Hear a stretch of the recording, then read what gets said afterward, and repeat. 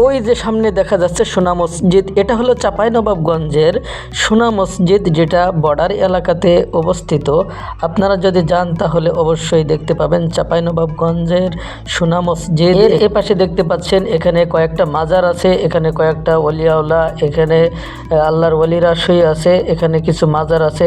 এই যে ছোট ছোট মাজারগুলো দেখছেন, এটা হলো সেই ওলি আল্লাহদের মাজার। আর আপনাদেরকে এখন নিয়ে যাব সোনা মসজিদের যে শিশু পার্ক আছে, সেই শিশু পার্কের ভিতরে নিয়ে যাব। শিশু পার্কের সমস্ত ভিউগুলো আপনাদের দেখানোর জন্য চেষ্টা করব। চলেন, লেটস গো, আপনাদেরকে দেখাই।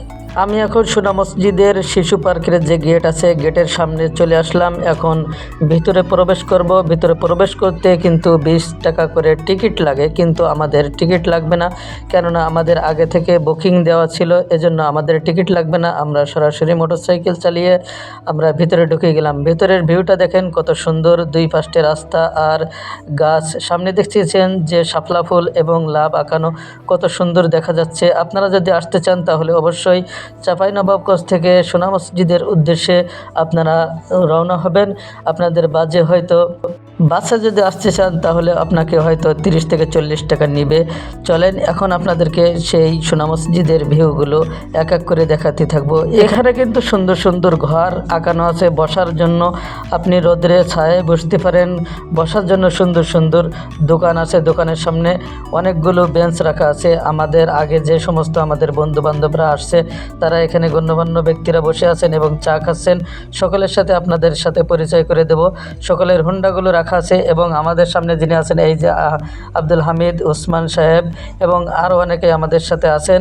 সকলে বসে আছেন। আমাদের সাথে কিন্তু কামরুল ভাই আছেন, আমাদের শালাবাবু আছেন, সাথে আছেন আবু হুসাইন ভাই এবং আছেন শাহজামাল ভাই।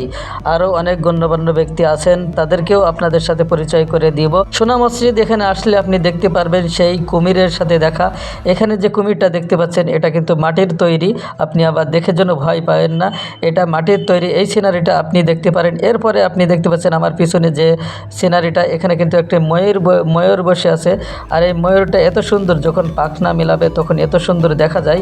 আমি কিন্তু দেখছিলাম, কিন্তু আপনাদের জন্য ভিডিও করে রাখতে পারি নাই, এজন্য দুঃখিত। পরবর্তীতে যদি আবার যাই তাহলে আপনাদেরকে ভিডিও করে দেখাবো। আবার পিছনে যেটা দেখতে পাচ্ছেন, এটা কিন্তু টিকটিকি পাখি না কি বলে, এটার নাম আসলে আমি ভালোভাবে জানি না। তারপরে অনেক ধরনের পাখি আছে। অবশ্যই আপনারা এখানে যাবেন এবং সোনা মসজিদে যেয়ে আপনারা দেখবেন ময়ূরের পাখনা দেখেন কত লম্বা। আপনারা দেখলেই বুঝতে পারবেন যে ময়ূর যখন পাখনা মিলাবে তখন সেটা কত সুন্দর দেখা যায়। এই ভিউটা আপনাদেরকে দেখাতে পারলাম না, আবার পরবর্তীতে ইনশাল্লাহ দেখাবো।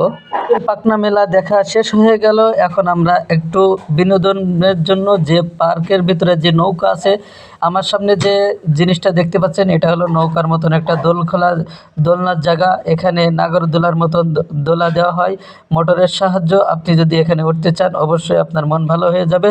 সকলে আসবেন, উঠবেন।